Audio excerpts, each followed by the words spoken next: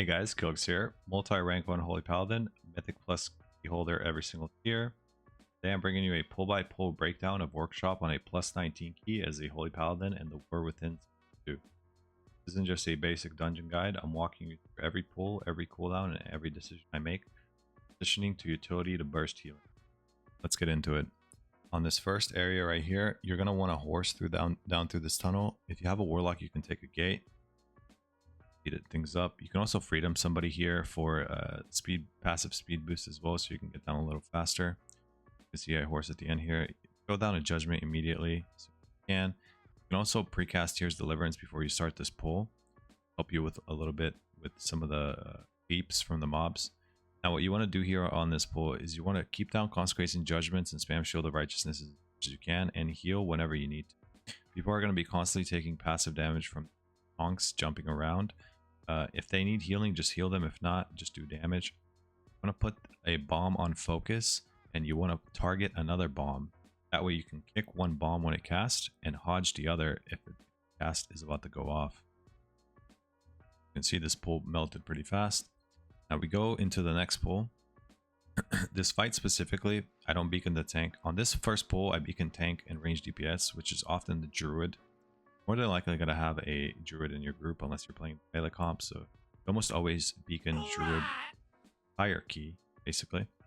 Now the other thing on this fight is you're going to want to beacon both of your range DPS here, so I'll either beacon the mage or the warlock in this case, because more often than not mages tank here because of alter, right? Mages can alter mechanics. Now on this fight, you want to just try to keep down judgments and consecrates as much as you can and heal the people that get charged, as well as get ready to heal during the ground pound. You want to ideally have 3 holy powers so you can instantly walk somebody, then divine toll your party every single AoE if possible. Okay. Now sometimes you're not gonna have divine toll every single AoE, but you just want to rotate cooldowns appropriately. Ideally, you want to Holy Prism yourself or your tank on this fight to maximize AoE damage, but if you need to during the ground pound, you want to Holy Prism the boss just to help heal your group. Another thing you can do is if a ground pound is happening or about to happen as a charge is going out and that target is low, the charge target low, or you're scared for them, they don't have a cooldown, you can bop them and they become immune to the charge. See right there, I bopped the warlock, becomes immune to the charge, and he also doesn't get knocked back.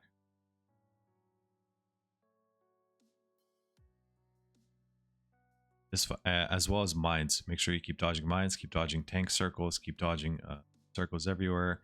If you have a charge on yourself, make sure the direction that you're getting charged is not towards a mine, so always look behind yourself when you're about to get charged. And don't stand near mines because sometimes saw blades can come out the ground and knock you. Now, unfortunately, like it's kind of a win and it's kind of a loss this season. Mostly every season with Holy Paladin, is honest. You're not really healing much in these. You're kind of just trying to do as much damage as you can and just healing in intervals, right? Now, if you ever bubble a mechanic here and there are mines around the tank or a range and it's just cluttering the group, you want to make sure you clear some of those mines with your bubble. Now, whenever you explode a mine, it doesn't do damage around or to anyone else, okay? It will only do damage to you. So don't be afraid to bubble and soak a mine. Even if somebody is near that mine, they will not take damage. But like in this case right here, we're doing pretty good dropping these mines to the left and moving to the right. Now there's a bad mine behind us where we're going, but it's towards the end of the wall, so it doesn't really matter. It's not really in our way. As you can see here, I'm starting to fall behind a little bit on healing, so I just want to spam heal everyone before the next ground pound, which is coming up in 5 seconds. It just top everyone off ASAP. Now, I know I don't have any healing for this next ground pound, so this one's going to be a little bit sketchy. I should have Divine Toll as it comes out, actually, which is very good. I auto myself here to help with throughput. I'm going to end up Divine Tolling the party here, most likely. Or I held Divine Toll for wings there, so I wings Divine Toll. And I think I'm saving Divine Toll for the next ground pound, actually, because I'm a little bit scared here. Okay, so I Divine Toll the party there. Everyone's got insurance procs right now. Everyone's got Eternal Flame, so we're chilling on this AoE. Boss is almost dead, so more often than not, you can press Divine Toll. You don't really want to hold it. Even if a boss is about to die, like generally speaking, I would say if a boss is at about 100 million health or around there, you should press Divine Toll, because like as you can see, I pressed Divine Toll there when the boss is at like 80 million health and it's still back up. 4-piece is very overpowered in the content. The Divine Toll comes up much faster than you get it'll.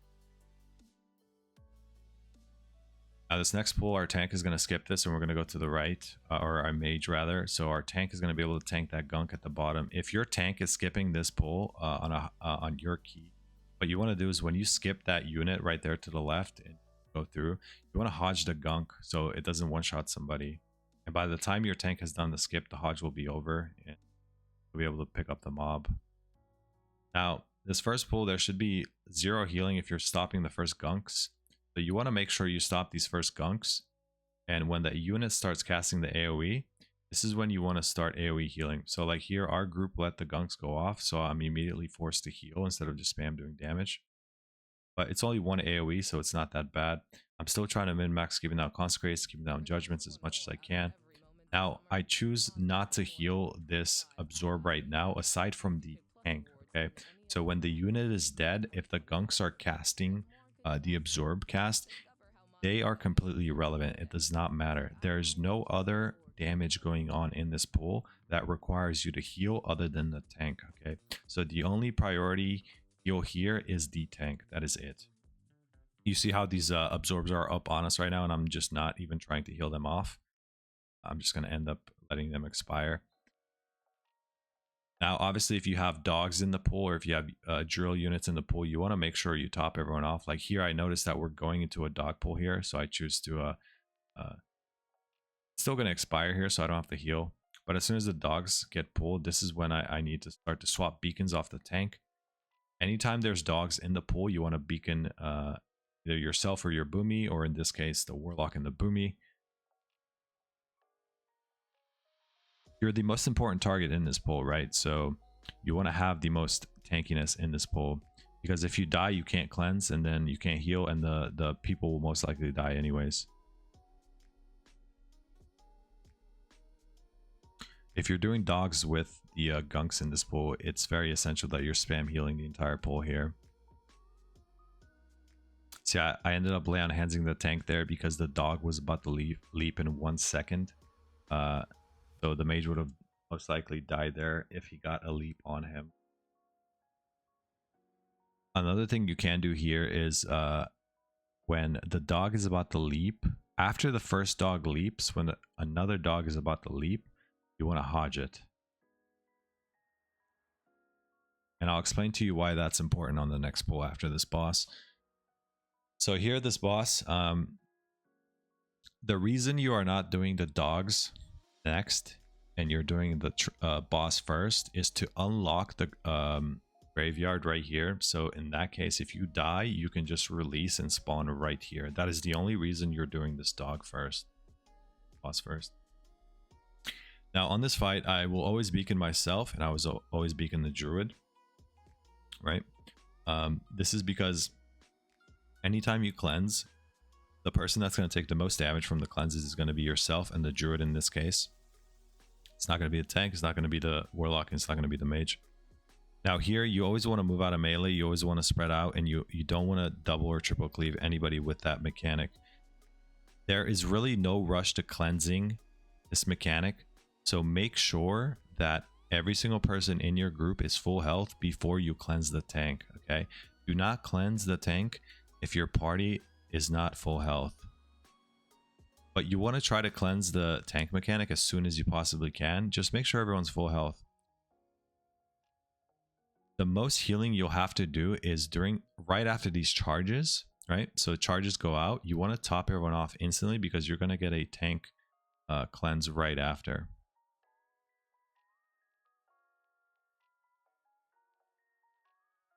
So watch here, after this AoE, we're going to get a tank mechanic. I'm going to cleanse it, but there's going to be no rush to heal the tank mechanic because I'm going to have quite a bit of time to top everyone, right? So I still have like 6 seconds to heal everyone to full health. I don't panic to heal them. I just passively heal them at this point. The charges come out. This is where you need to top your team ASAP. Now, our mage ended up invising that, so that was really good on his part.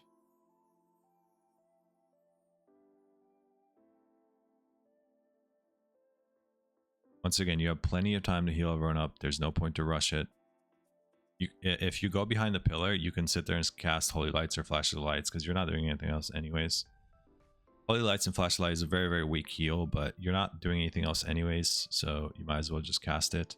And you don't really want to waste Eternal Flames or Holy Shock procs or Holy Shock charges while you're behind the wall. As a tank. So as you can see, the time that you're panicking to heal is right after the charges, because right after the charges, a couple of seconds later, you will have to cleanse the tank. Okay. So this cleanse here, we have plenty of time to heal over and up. Heal over and up. Right. Now I'm holding wings. I'm holding my awakening proc because I'm going to press the mini wings here on this next cleanse mechanic right after it charges.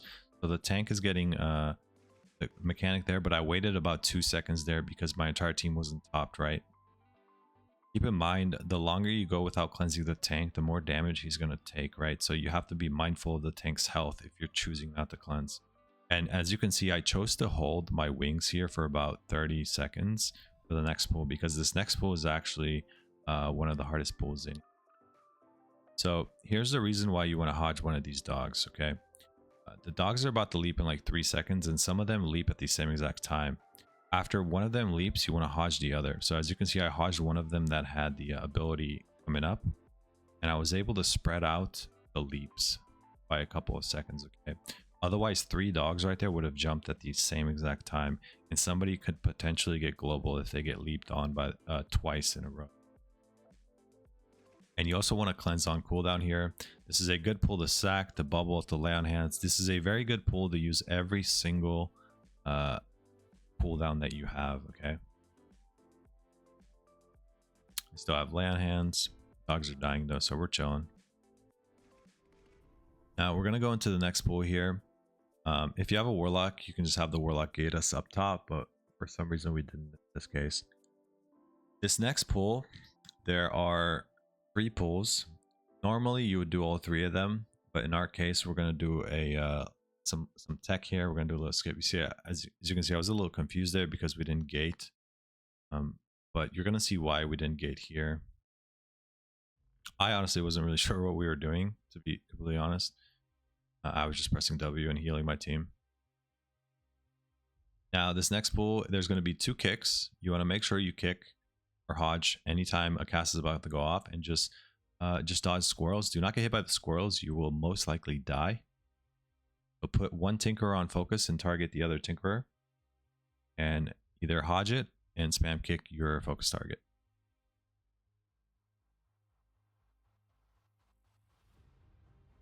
If you're pulling this pull here and you do the next pull, there's going to be 3 cleanses on that pull. You want to try to cleanse as much as you can, and you want to rotate your defensives for the AoEs. The AoEs is going to be the only time where you fall behind, and you don't want to prioritize cleansing during the AoE because somebody could die between that cleanse. Ideally, you want to cleanse before the AoE happens, and then top your team. That knock kind of cucked us there. We accidentally knocked the mob behind the wall, and now it's just spam casting that for some reason. Now we're gonna end up skipping this first pack here because we have a Warlock, so we can actually skip all those mobs. As you can see, I was a little bit confused what we were doing here because I didn't know about the skip until I did this dungeon. In my head, I was like, "Oh wow, this is cool." Take your time here. Don't be stupid like me. You'll see, I completely failed this maze. I fail this maze every time. This is just such a stupid mechanic. I try to be greedy here and make it, and I didn't. If I had just waited like 2 extra seconds, he failed as well. Actually, I didn't realize that. Oh, that's funny. If I had just waited 2 seconds there, I would have saved us all the time. But the warlock failed anyways with me, so it's fine. So here I'm waiting. I have done this key so many. I'm not gonna lie to you. I have done this key so many times, and I still do not know the patterns that these mobs move into. I just know some of the safe spots. Like here I can go right now. I barely make it. You have like a split second to make it right there. Right here, sometimes you will pull this back into the boss. Sometimes you will CC the one of the mechanics for the next pull, and sometimes you will just kill everything, then pull the boss. In our case, we chose to kill the Tinkerer first, so we don't have to deal with spam kicking it. This pull, you're just trying to stay inside the barrier to avoid as much damage as you can, doing as much damage as you can, and cleansing on cooldown to mitigate that damage. Now, if the target that you want to cleanse is inside the barrier, sometimes you don't even have to cleanse them, because when you're inside the barrier, you're not taking much damage anyways. If a squirrel spawns inside one barrier, make sure you move out of it, because it could actually still kill you. It's only 2 barriers that you're safe from. See, like here, the squirrel went in the pathing. If you're ever in the situation that I was right there, if you're pulling this onto the boss, you want to wait for that squirrel to explode. Don't try to make it. You have plenty of time before the gates close and you're locked out. Like 5 or 6 seconds, I think. Right here, we want to dodge. Yeah, I was stupid and I ran with the beam. If you're ever in that situation, you want to run against the beam, run through it, because you have a grace period of when the laser spawn before the beam actually spawns, okay? And then you won't get hit by the mechanic. This fight is absolutely insane, to be completely honest. Even for me, I struggle on this fight more often than not. I choose to beacon myself here and my boomy myself, because if I ever get hit by a saw blade, it could actually prevent me from dying or getting one shot. I think in this key level it still kills me unless I wall. Now here, what you want to do is, if you're the first one to the ad, you want to hodge it ASAP, and that'll stop the cast on the person it's doing it on. Other than that, you're trying to just heal the person that is getting channeled with that plant cast the entire time. Now, when your tank gets to the ad, so the ad casts on the closest target. So if you're the closest target to the ad, you will get casted on by the ad. So normally you would stun the first ad, and then the tank would be there tanking it and soaking the next channel from. So as you can see, the ad is going to come here in 5 seconds, but I don't have Hodge.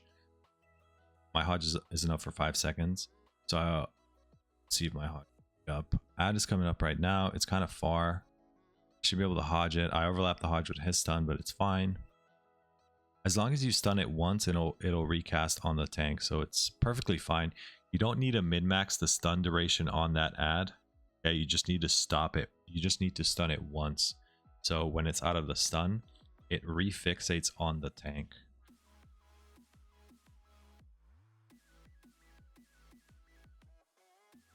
You can see I'm just focusing on dodging here. You can focus on doing damage as well, keeping on consecrates, doing as much damage as you can, but for the most part I am just focusing on dodging these saw blades, dodging the laser, and dodging circles.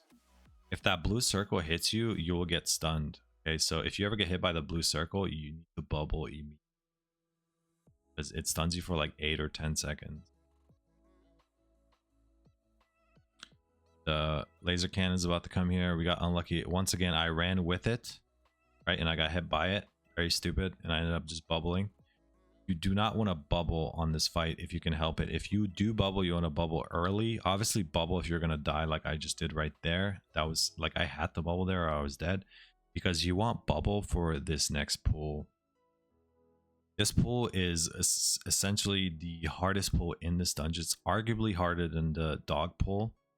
Right, and what you want to do here is you want to immediately swap both of your beacons to either your mage and yourself, your mage and your druid, or yourself and the druid.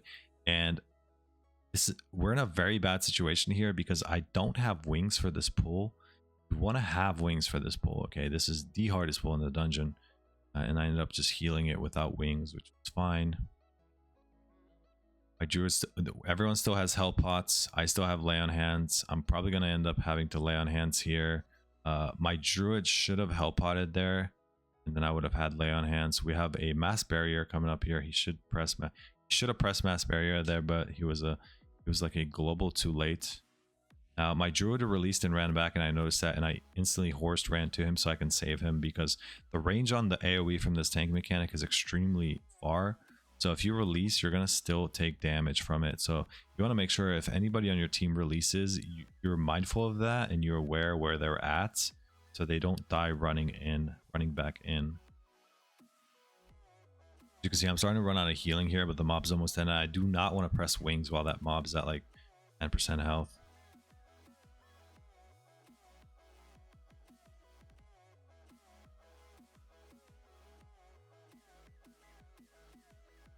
This next pull, we're going to go in. This pull, you have to be mindful of the kicks from the Tinkerer, and you will have 2 cleanses and 2 AoEs from the AK3s, MK3s, whatever. The defenders are going to drop down 2 barriers. You want to stand in them if possible, especially during the MK3 AoEs. You want to cleanse on cooldown. Now, here's the thing. If you're inside 2 barriers, you will be immune to pretty much, not immune, but you will take almost 0 damage from almost every single mechanic on this fight. But there's a kick, right? If a squirrel spawns on you, you want to stand in both of those barriers and you will be fine. You will take like 0 damage. But if the shield is about to expire, be mindful of when the shield is about to expire, because a squirrel can come out and you think you're safe, and then the shield expires and the squirrel explodes and then you die.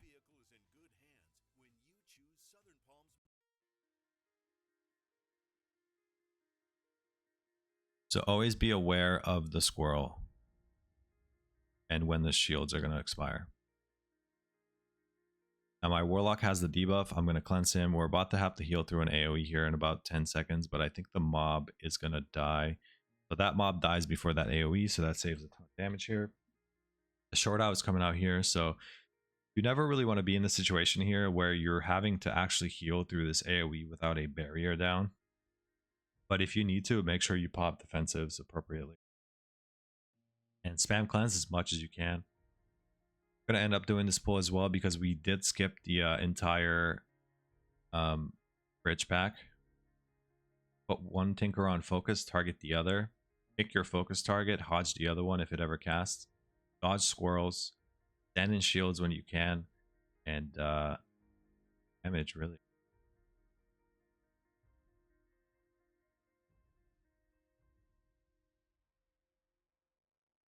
This pull is actually unironically hard. So because there's so many kicks and there's so many things to dodge and there's so many like different mechanics going on. We're gonna end up pulling the other pack as well down here as soon as this squirrel explodes, most likely. Now we're gonna have another defender. We're gonna have 2 cleanses and we're gonna have 2 short out AoEs. But we still have shield barriers, so we're gonna try to use them to our advantage. Where you move, your tank moves the mobs out of the generators. You're cleansing on cooldown, and you're standing inside the generator. As you can see, I was in melee there doing damage, but as soon as the AoE happened, I ran inside both barriers to completely negate like all of the damage. Now the AoE's coming out, I stand inside the barrier. Now what you can do here, if you want to be gamer, is you can taunt the defender out, dodge it, and then what that'll do is it'll allow you to keep the defender up for much longer so it doesn't die, right? Because you want to min-max keeping up this defender this entire pool, but obviously our defender died before the AoE, where he dropped the shield, so now I'm forced to heal through the AoE. Can't use the barrier to our advantage. So what I should have done in that case is I should have ran out in range, taunted the defender, and either blinded it out there or hodged it out there to keep it out in range as much as possible so it doesn't get cleaved and killed. So on this fight, you're essentially beaconing yourself in the range and you're dodging these circles and you're just doing as much damage as you can. There is a trick here that you can do with this boss, but you need to make sure that your tank is aware of this, okay? Now in this video, our tank was not aware of this and he was spam taunting instantly, so it was like a hit or miss whether it was working or not. Half the time it was working, half the time it was not. So during the mega zap, Mega Zap is this mechanic that the boss casts that he targets a random player and shoots a frontal in their direction, and then he puts a bleed on them, not a bleed, a debuff on them that does damage over time. Now, as a paladin, we have a taunt, and you can actually cheese this mechanic as a pally. When the Mega Zap is casting, you taunt the boss, and the Mega Zap starts casting. The Mega Zap will always go on the tank, no matter who it is on. But your tank has to be aware of this because he can't taunt the boss immediately. He has to taunt the boss when the Mega Zap is like almost finished casting, so you don't die, obviously. So here, where like I'm trying to do the taunt thing, but my tank is not aware of it, so he's just instantly taunting the boss back every time because he keeps thinking that he's losing threat or something, or I'm just like stupid and taunting like an idiot, right? Now, just want to make sure he's aware that you're taunting, so he doesn't taunt immediately. If you're doing this taunt trick with your tank, you will avoid 95% of the damage in this.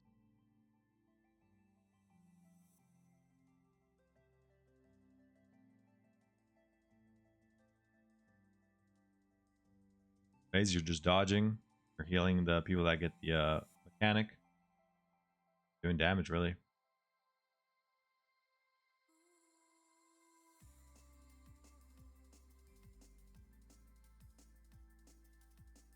Now on this next phase, there is a specific way you can position yourself on this fight that will make it so you never get hit by these orbs, and you never have to think about where you're going, or you never have to panic that you're running out of space. Okay, ideally here you want to beacon to range, stay in melee away from the tank. So here I'm going to be playing on the left side here, and the only time you're really healing on this fight is during the Mega Zap, which is the Mega Zap in this phase is going to go on 3 players. And then when the AoE is happening during the Magneto arms, you want to pump out as much healing as you possibly can. So the Mega Zap is going out. He ends up melding it to prolong the cast. Goes back on him again. My Druid's a little bit out of range here, so I want to make sure I'm keeping him alive. Now, as you can see, I'm just moving out the circle and then moving back. Baiting back. Moving forward. Circles are out. Right, so Magneto arm is coming. Now with this Magneto arm, the closer you are to the center, the more ticking damage you will take. Okay, so you want to be away from the center as much as you can. Another thing you can do here with this mechanic, which Mega Zaps, which you'll see me do later, is you can bubble the Mega Zap and it has a chance to go on you again during the channel. So what you can do is you can, if the Mega Zap is going on you, you want to wait till it's almost done casting and then bubble, and then it has another chance to go on you again. And then that way you're immune to Mega Zaps, or 1 at least. See, now the Magneto arm is coming up in 10 seconds. I'm going to Tears here to kind of try to preemptively prepare for this. My Druid is starting to die and he's a bit out of range, so I want to make sure that I'm keeping him alive. Magneto arms coming here. More often than not, those last circles of the orbs jumping right before the Magneto arms are fake, but sometimes they are real. Like 1 out of 20 times they are actually real, so you always want to dodge them. Now, I ended up bopping my Druid there because he was taking a ton of damage, and bop actually gives him damage reduction with the talent that we play. Remember, your bop gives you damage reduction.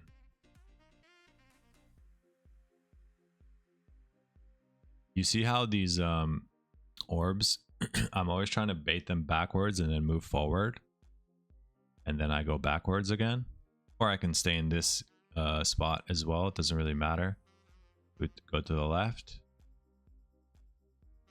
Go backwards. Orbs might go on me. I'm safe here. The orbs are going to run away. I'm going to move to the right. I'm going to bait orbs over here. Magneto arm's coming, so I just need to heal everyone up right now. I can Divine Toll the party, keep everyone up. The boss is almost dead.